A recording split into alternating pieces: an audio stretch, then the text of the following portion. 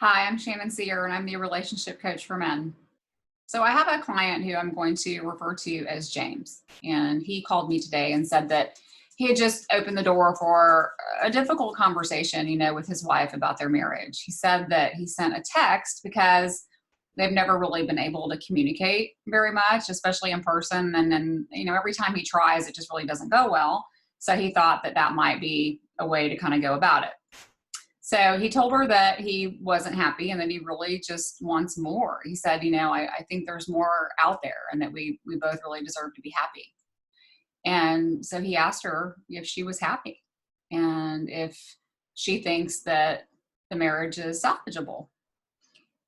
He also asked her if there was something more that she needed or wanted, especially now that their lives were kind of starting to change. The kids are starting to leave home one by one, and pretty soon it was just going to be the two of them. And so when she replied, she said that things were fine and that she really didn't need anything else. She said that, she kind of knew that he didn't think that things were okay, but the conversation just kind of stopped there. And he didn't really know what else to say. And he's not sure how he can really keep the subject open and keep having, a good conversation around this. And so he really wanted to know, how can I continue this? How can I really express what I want and do so in a loving way?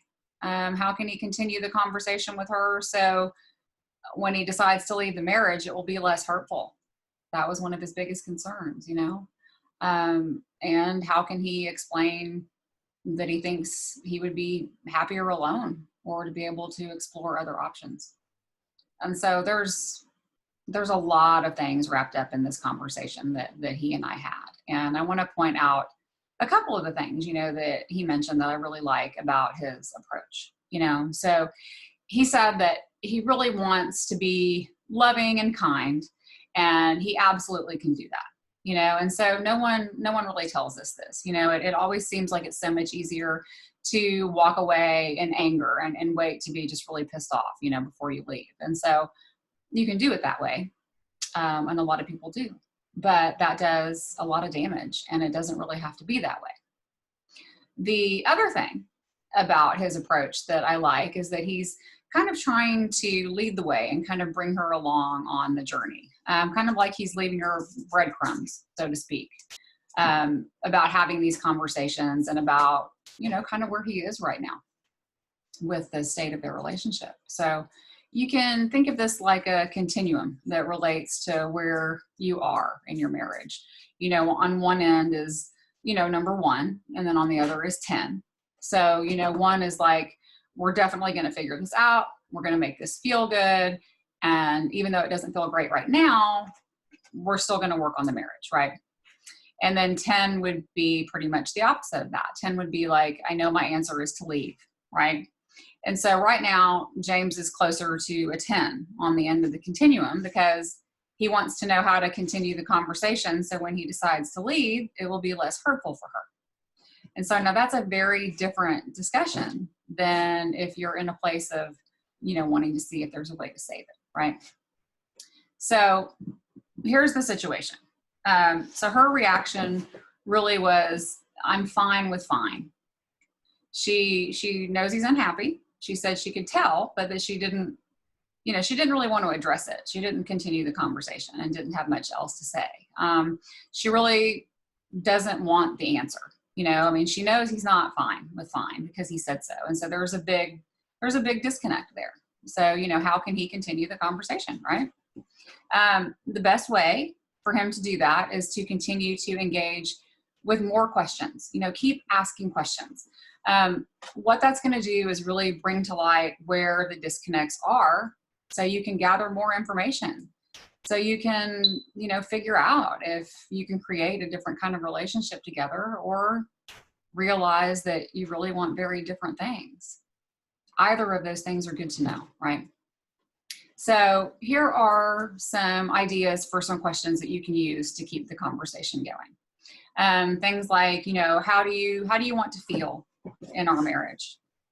Give me 3 descriptive words that would say how you want to feel. Or what are you most excited about in life? What are you most excited about for the next phase of your life? What do you want that to look like? So you want to be able to ask these things, of course, of your spouse, but you also want to have kind of thought about these things ahead of time for yourself and know the answers for yourself. Because you don't want to tell them what your answers are first, because you genuinely want to know what their answers are. So, for example, let's say your spouse really wants safety and security, and your answer to the question is that you really want passion and adventure. So this is good to know. You guys want very different things. So you're not going to change a safe partner into an adventurous one, right? The point is that you want to keep engaging in conversation, and you want to do it in person, right? I understand that, James, he doesn't feel like he's good at communication, right? But if you don't get good at it, then the next relationship is going to look and feel a lot like this one after a while. So you really have to be brave enough to have the conversation. You have to hear the answers that you don't want to hear, or that, maybe you don't have a response to right now, and be okay with not knowing or not being able to answer. These are just a few ideas to keep the conversation going about your marriage and what you want.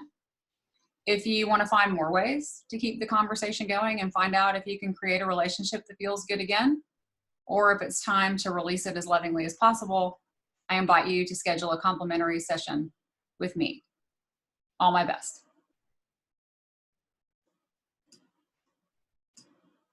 That isn't the way that I wanted that to sound.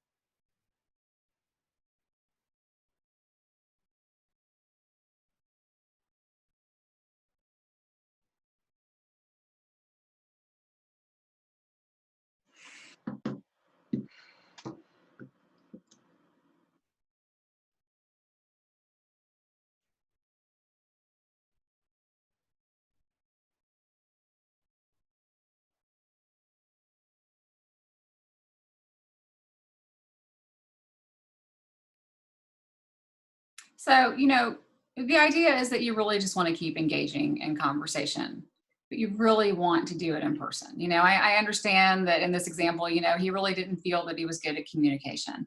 But here's the thing, if we don't get good at it, then in the next relationship, it's really going to look and feel a lot like this one after a while. So we have to be brave enough to have the conversations.